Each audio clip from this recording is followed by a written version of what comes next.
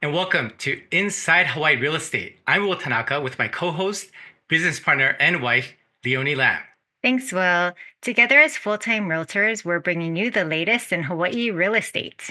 And our special guest today is Christina Jedra, a reporter and journalist for Civil Beat, a nonprofit news organization based in Hawaii. And she specializes in enterprise reporting, which she delivers in-depth fact-finding investigations that impact the public. So all of us, and she's writes amazing articles. In fact, she and her colleagues were honored as finalists for the Pulitzer Prize Award, the highest national recognition in journalism, for their coverage on the Maui wildfires last year.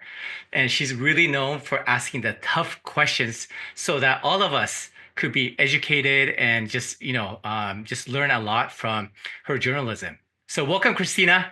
Thank you. Thanks so much for the kind introduction and for inviting me on. It's good to be here.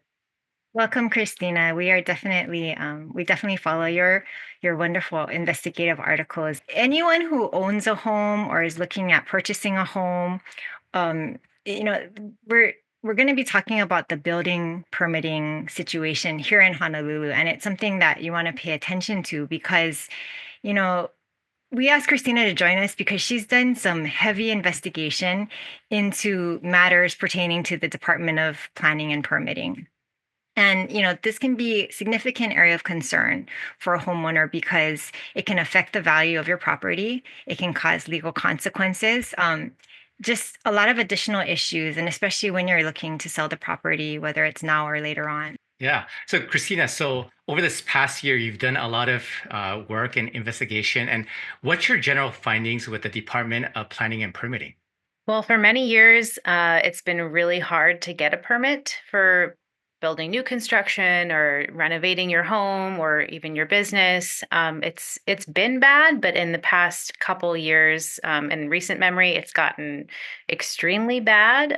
Really painful for anyone trying to get a permit to improve their property. And I mean, some people were waiting months, some multiple years to get permission from the county to change things to their property, and that just has so many downstream impacts to people. Like interest rates were going up, the cost of labor is going up, the cost of materials. So time is really money with constructions or renovations, and it's been kind of a disaster. I will say the good news is it does seem to be turning a corner. The department just put out a press release a week or two ago saying that, at least for residential code review, they've brought the time down from several months to several days. So that's very encouraging. We hope it continues in that direction. But there's still a lot of improvements to be made. So. Okay, so let's unpack this a little bit. So maybe the one of the more important question is you said that the residential code review is no longer a couple months just sitting on their desk, but now it's maybe 11 days, couple weeks, possibly. So what does that really mean? So that's at least the part of the process where the DPP person is checking to make sure that your plans are compliant with the building code. But Mm. there's still like wastewater and stormwater reviews and historical preservation, possibly fire department. So that's just one piece of the journey, from application to permit issuance. But it has been a piece of the pie that has been taking a very long time. So that's you know that's good news, and we should be happy with it. Good news when it comes. It's been tough for people. I mean, there was a point in time when pre-screen, which is just like checking for Mm. very superficial like formatting issues, was taking several months. So it got a little crazy there for a while. But that's only taking, I think, like a day or so now. So. Wow. Okay.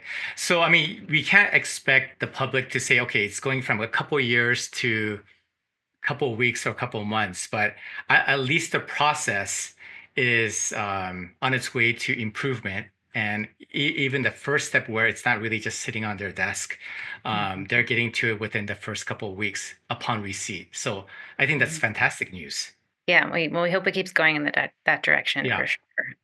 Yeah, But but there just are still some people that are like have gotten stuck in the backlog, and their building plan is still sitting there, a year or more, and they're still looking for relief. So there's still some people, feeling the pain, but the department says, relief is coming soon. So. And then, just from your investigative findings, why was it taking so long to approve permits? Oh man, I think it's like a series of unfortunate events, like compounded on top of each other. Um, there was a lack of staffing, and actually, some employees got embroiled in a bribery scandal, had to go to prison. So they lost those people that actually were some of their more seasoned and knowledgeable employees. So that was unfortunate. The department director has talked about too many regulations that are really hard, even for the department to make sense of and train their employees on. And sometimes there's differing interpretations within the department about what the rules are. So that can be confusing. The department has also talked about the quality of the plans themselves. So if you submit plans that are poorly drawn or are not code compliant, they have to keep kicking it back to you with comments so that you have to respond back timely to answer their questions. So that exchange can take some time. It's a lot of different things. And also, they were technologically incredibly behind. In the past couple of years, they were using, I don't know if you know what pneumatic tubes are, but they're like the little Mm-mm. cylinders that you put in a kind of a vacuum pipe. Like if you have a drive-through bank or something, you might have seen these. It's Oh, yeah, yeah. 1920s Okay. technology, and they were using that until a couple of years ago when that system broke. But that was what they were using to exchange paperwork within the department. So it gives you a sense of how behind they were technologically. And the director, Don Takeuchi Apuna, is um, making several upgrades to technology to try to bring them into the present and the future. Generally speaking, building permits are required, but they're also, the intent is, to keep people safe, basically. I mean, there's many reasons why they have building permits in place, right, in the state. But I know that one of them is to make sure that the safety standards are upheld and they have all the inspections that go along with the whole process and everything. So through your investigative work, I mean, what were some of the, I guess, more common examples or examples that you saw of unpermitted work that was done, Mhm. in the homes? Well, I did a story recently about a couple of home flippers that were building before their permits were approved. So they would apply and then start work before the county had a chance to do its review. And also, they were doing work outside the scope of the permit that they had even applied for. And so ultimately, when that work is done, it's unpermitted work. The risk with that, in terms of safety, as you mentioned, is there's no third party, the county in this case, to assess the construction as it's happening. And so when a buyer or prospective buyer comes in and has their home inspector check everything out, the walls are already sealed up, the project is done. And so they can only assess what they can see. And so there might be problems, that come out months or years later, regarding safety or other issues that they might not have known what they were signing up for. So that's the risk with unpermitted work. And what did your findings show regarding, financial and legal consequences when there is unpermitted work? Yeah, so the department has some penalties for doing work without a permit. If you do eventually seek a permit after the fact, after the work is done, you're going to pay triple the permit fee that it would be otherwise. And they can also fine you $50 a day. And if that goes unpaid, they could even put a lien on your property. So that could really become a dicey financial risk. Other than that, there's other risks as well with insurance. Insurance companies may give you a policy that makes you think that you're covered, but in the event of something unpermitted becoming damaged in your house and you file a claim, they might deny it because it could be considered negligence on your part as the homeowner for having not gotten a permit. So, from your investigative work in terms of from the DPP's perspective, do they place any priorities or is it first come, first serve? For example, if someone's doing a major renovation project, versus, they just need to get they need to upgrade their electrical from, the 1940s or 50s knob and tube to our current standards. So do they place any priority or the level, or is it really first come, first serve? There are a couple of permits that you can get online, like instantly. And so it's not actually like a human reviewing it, but you're kind of just like logging it for the record. So there's like minor electrical work, for example, can be subject to an instant permit. And then other than that, there's a couple things that I believe they fast track, like solar panels you can get quicker. I think that's fast tracked, and I think affordable housing projects. But otherwise, outside of specialized categories like that, it is supposed to be first come, first serve. Historically, I mentioned that bribery scandal that wasn't always the case. That was found, through a federal investigation that some people were getting special treatment because they were giving money to employees. But I, haven't heard of that happening still today. So. You are right about the solar contractor because I was just talking to one earlier this morning, and then he was saying, yeah, it's not super difficult to get the solar permit, even for a replacement. Because I had thought for solar permits that if you had initially, I was wondering because if you had one installed, like, and you're just replacing it, then sometimes, you wouldn't need a new permit. But the solar contractor corrected and said, no, like that one was closed. You still would need a new one if you're going to replace a system. So, and then he was like, yeah, but it's not taking very long. So we're hopeful about that. Yeah, for a while that was really holding up the process too, because they were getting so many solar applications, but they seem to have streamlined that part of the process, and that's, I think, no longer the case that it's creating, a huge backlog for that reason. Did they mention how many inspectors the Department of Permit and Planning they have on island? Yeah, that's a good question. I'm not Yeah, sure. I know yeah, that in general, they are really understaffed. So not just for yeah. inspectors, but for plan reviewers as well. They've had like 20 to 30% vacancy rate. So Mm. I know they're always in need of people, and it's tough because they're not willing to pay people all that much. I've talked to the director about this, and she said, it's tough to compete even with Starbucks because at least there you get happy customers and free coffee. So it's a little rough, but I know they've been working on hiring too. And I think, I don't know if they started doing this, but they were going to hire maybe outside contractors to help them do some plan review. I'm not sure if that's started yet, but they're aware of that. If there's limited number of inspectors, in terms of understanding or finding, okay, who's violating what, what type of code, how does it come to that? Is it I don't think it's self-reporting. So it could be the Right. neighbors sometimes, or it could be, the inspector might be happening to, pass by a road and they're like, wait a minute, how come there's a new house being built?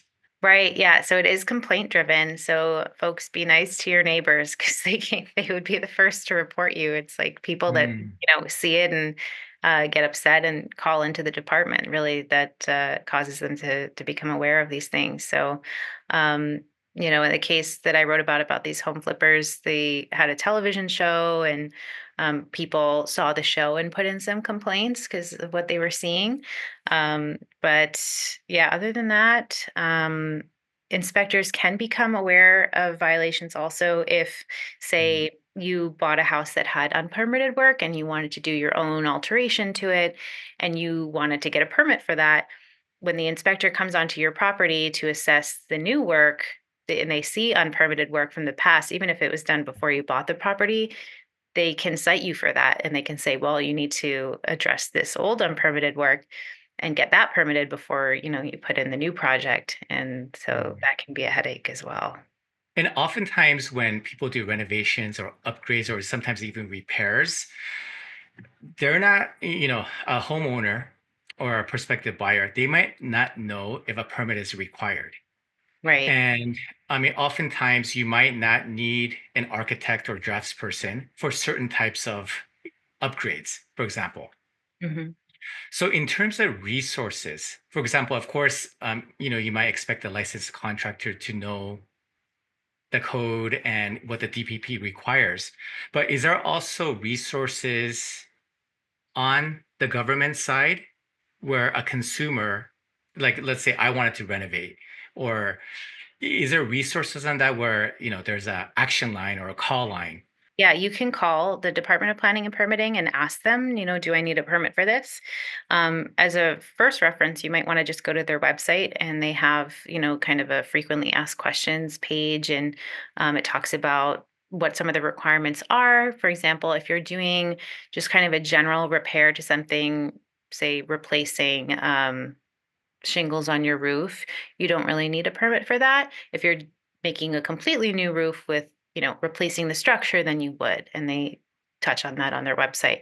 If you're doing like electrical or plumbing work, a repair that's less than $2,500, you don't need a permit.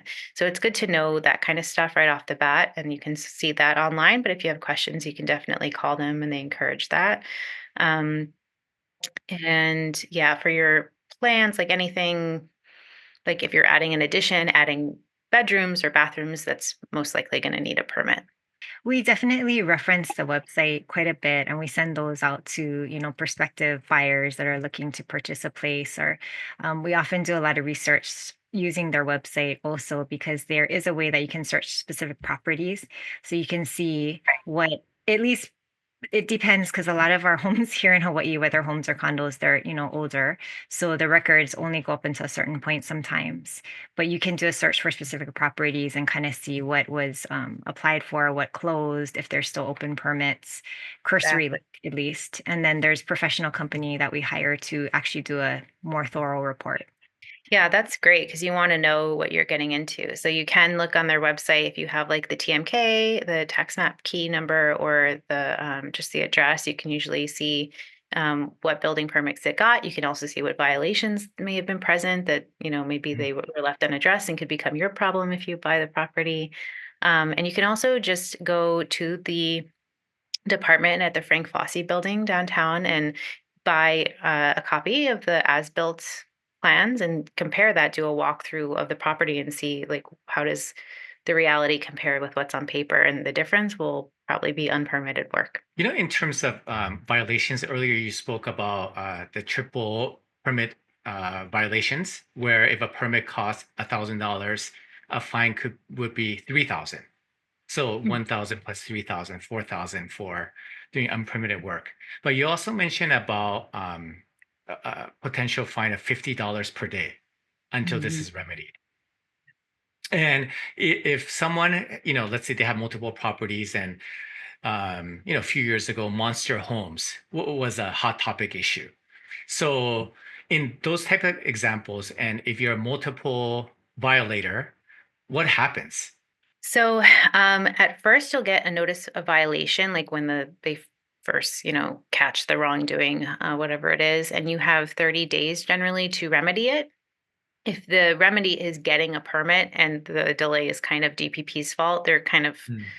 lenient. They understand that the problem may be on their end, so they work with you, and their goal is really compliance.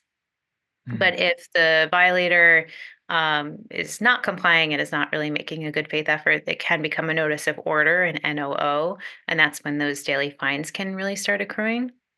But Hmm. if you're, say, a flipper or somebody who owns multiple properties and you have, different violations happening, you're not necessarily considered a repeat offender across properties. It's only if you're offending like on the same parcel repeatedly. I mean, hopefully you don't repeat, the DPP code like multiple times on the same property. I mean, you Right. hope that you would learn from the first violation. But so you're saying even if you own multiple properties, it doesn't they don't look at the person, they look at the property. Right. Exactly. Exactly. Got it, got it. Wow, this is like well, you're so knowledgeable. It's like it would be great to because you mentioned about the another within the last couple of weeks about the news article where the DPP is expediting and they're looking at numbers. In 2023 they had over or nearly 20,000 permit applications, and then only maybe 75% or so were actually approved. So for the last several years, and maybe for many, many years, I am not I'd have to look at the numbers again, but they were rolling over an increasing number every year. So they were kind of getting a certain number of plans and only being able to approve like fewer and fewer of them every year. So it was just like a compounding problem, that Mm. backlog, and it got totally out of hand where there's just like if something didn't change drastically, they were never gonna um, get through the mountain of paperwork. Yeah, I mean, have they indicated in terms of the DPP, in terms of a general overall time frame? I know they give in about 11 days to a couple of weeks for the residential code review, the initial review.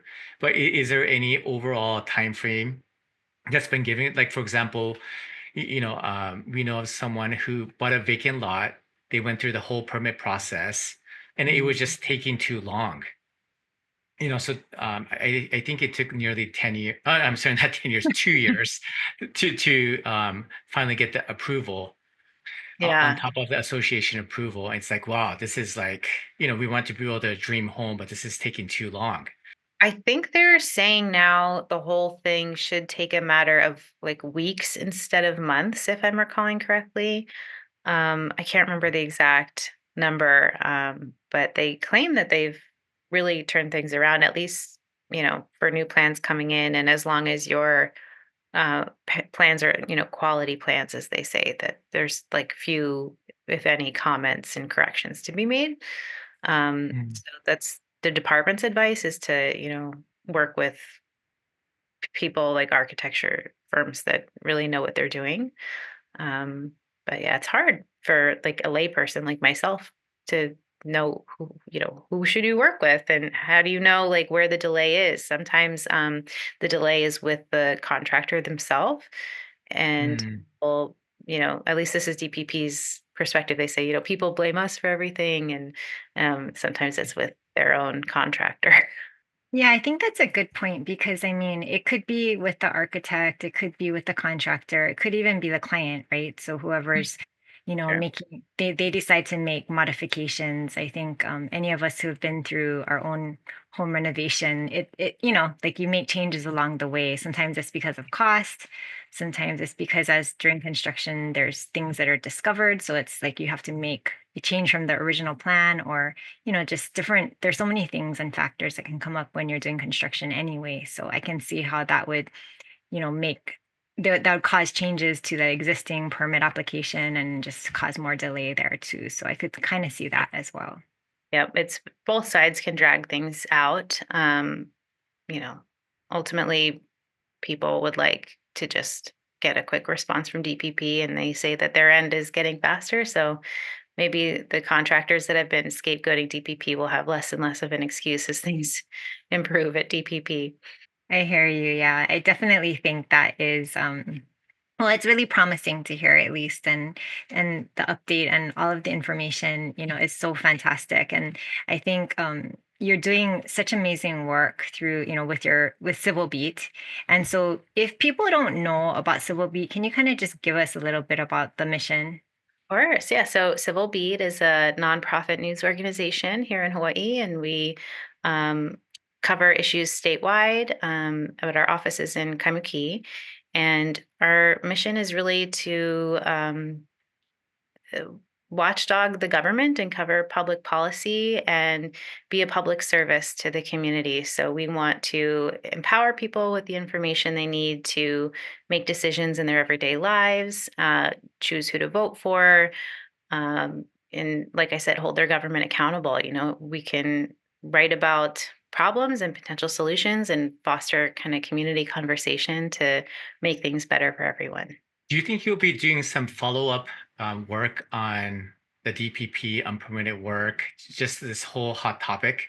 Yeah, I don't think we're done. There's more to say for sure. I wouldn't say it's mission accomplished there yet, at least according to the permit applicants I talked to.